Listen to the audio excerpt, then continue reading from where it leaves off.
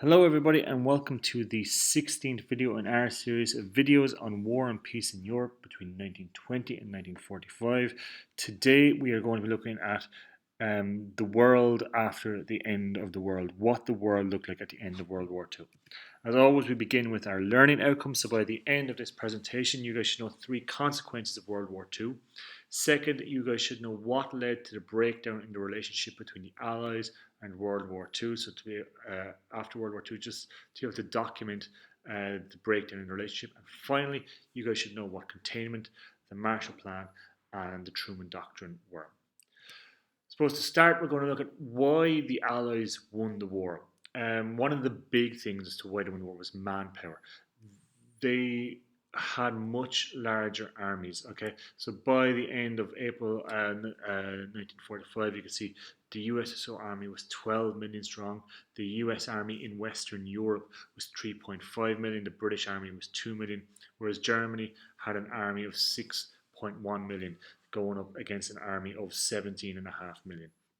Um, a big part of this as well was because of the population of the Allied countries. Again, the Soviet Union and America and Britain had populations totaling over 350 million people, whereas Italy and Germany and their allies only had populations totaling about 110 million. A second reason as to why the Allies were successful in winning the war is that the US wealth, it meant that they were able to loan vast amounts of money to their allies so the Soviet Union and the British could keep their war efforts going.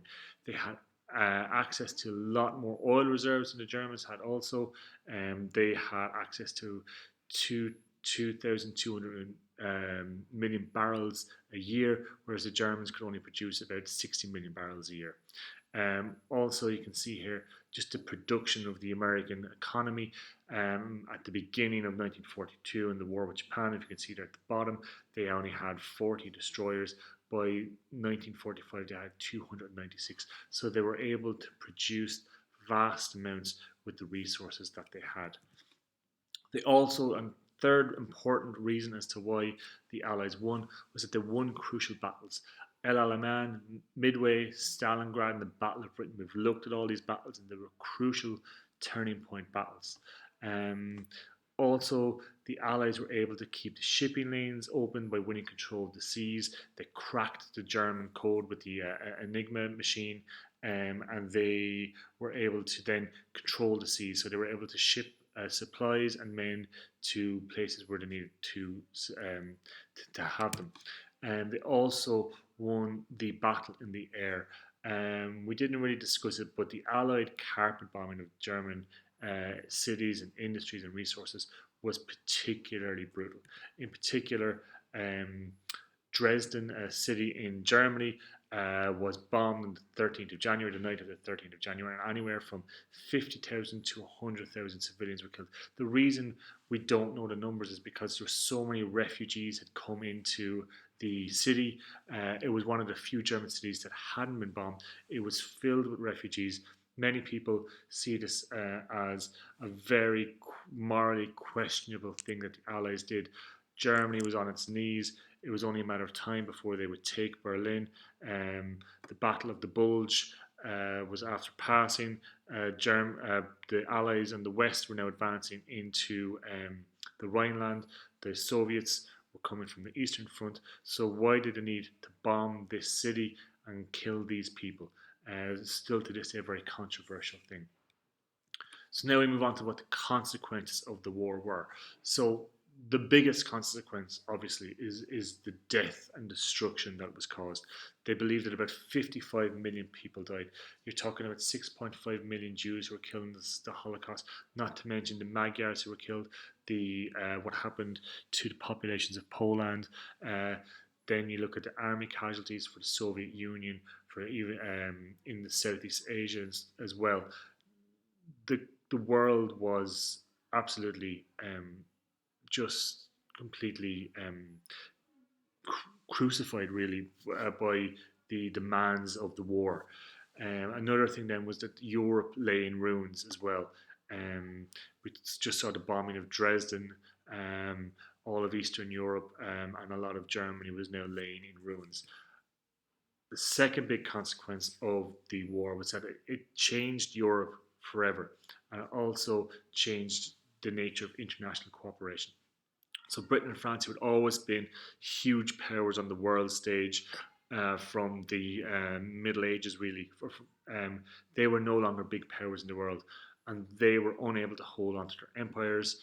Um, Vietnam War is a good example of this. It is a consequence of the fact that France was no longer a power, and a power vacuum erupted in Vietnam, and that was where a big source of conflict from the 1960s to 1970s. Another thing was the destruction of Europe meant that there was a push towards greater European unity. This eventually led to the setting up of the European Unions. The Europeans did not want to have another war ever again, and they tried to foster European unity. And it has been a very successful story up until now. The third thing was the United Nations was set up. So after the failure of the League of Nations, a new international organization that included the USSR and included the USSR was set up, and this would have a big impact on international relations moving forward. The third real consequence of it was the outbreak of the Cold War. This was an ideological war that took place between the USA and the USSR. So while no fighting will actually take place in this war, it's a funny one because it's a war where there actually been a war between the two countries. There was an economic and ideological war, and it dominated international politics for the next 55 years. It will be played out in some of the most dramatic scenes in world history. The division of Berlin, the establishment of the Berlin Wall, the Korean War, the Cuban Missile Crisis, the space race, and in the arms race as well. So that shows us why the Allies won the war and the consequences of the war. But the big question is, what was the new world going to look like? The world had been destroyed. It was time to start afresh. 55 million people dead. What is this new world order going to look like? The leaders of the Allies decided that they needed to have a plan in place. They didn't want to be caught um, like the leaders after World War One, where the Treaty of Versailles was the plan, and just ended up with more destruction and war. So in February of 1945, while the war was still going on, but it was becoming quite clear that the Germans were about to be defeated, Stalin, the leader of the Soviet Union, Churchill, the leader of Britain, and Franklin Delano Roosevelt, the leader of the President of the United States, they met at a place at Yalta in the Caucasus in Russia. At this conference, they made some pretty big decisions. They decided that they were going to divide Germany into 4 zones of military occupation. We'll look at this later on when we're looking at the Berlin blockade. They also decided that they were going to give Berlin, which was going to be in the Soviet Union zone, that was going to be divided up into 4 as well. So the Allies would have access to that. They were going to make Germany pay reparations. Germany was the aggressor undoubtedly in this war, and they had to pay reparations. A big one was they wanted to bring the Nazi war criminals to trial, and the famous Nuremberg trials were held, in which some of the leading Nazis were executed. They agreed that they would allow free elections in Eastern Europe. They were happy that Eastern Europe would come under Soviet protection, but Stalin had promised that he would allow free elections so the people of Eastern Europe could decide what kind of governments they wanted to set up. And finally, they agreed on the setting up of the United Nations, as we saw earlier on about the greater cooperation.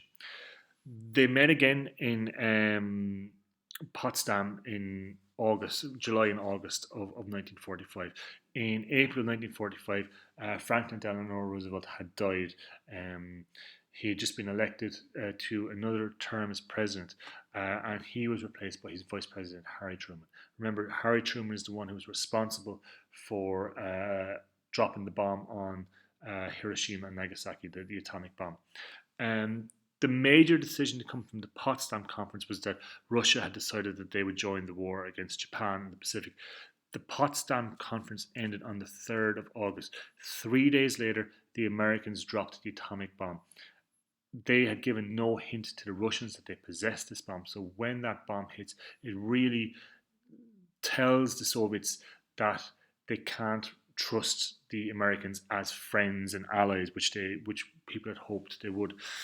The main thing about this meeting was the tension that came from. So tensions were high at this, and this is going to feed into the really important thing as to how the world after World War II is going to look. Instead of it being a world of cooperation, it's going to be a pretty paranoid society. One of the reasons for this was that the two superpowers to emerge from this were the Soviet Union and the United States, and they had two economic and political ideologies that were completely opposed to each other. The United States was a capitalist country, the USSR was a communist country, and they both feared each other and were worried that the other was trying to destroy its way of life. Tensions began to rise further in 1946. Winston Churchill, who was no longer the Prime Minister of Britain, he lost an election and was not the Prime Minister in 1946. He went to America. He had a big speech in which he said that the USSR was erecting an iron curtain between the west and the east of Europe. As you can see from the map on the bottom there, all the things in blue would be the Western Europe, and everything else would be under Soviet control. In response to the spread of communism, or the fear of the spread of communism more so, the Americans introduced this policy of containment. The first part of the policy of containment was known as the Truman Doctrine. So in 1947, Harry Truman introduced a policy whereby he was promising military aid to any countries who were trying to resist the spread of communism. So if a country, the two big countries that were targeted for this were Greece and Turkey.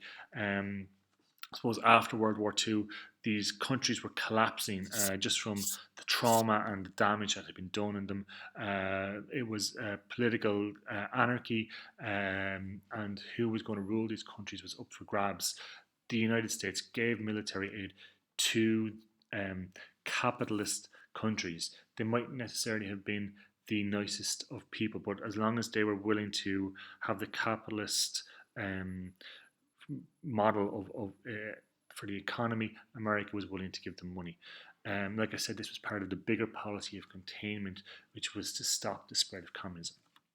The second aspect of containment was the Marshall Plan. So the US Secretary of State, a man called George Marshall, he invited all the European countries to apply for funding for aid to help to rebuild their economies. He even extended this offer to the USSR, but they found it suspicious and they wouldn't let anybody in Eastern Europe accept this Marshall Aid either.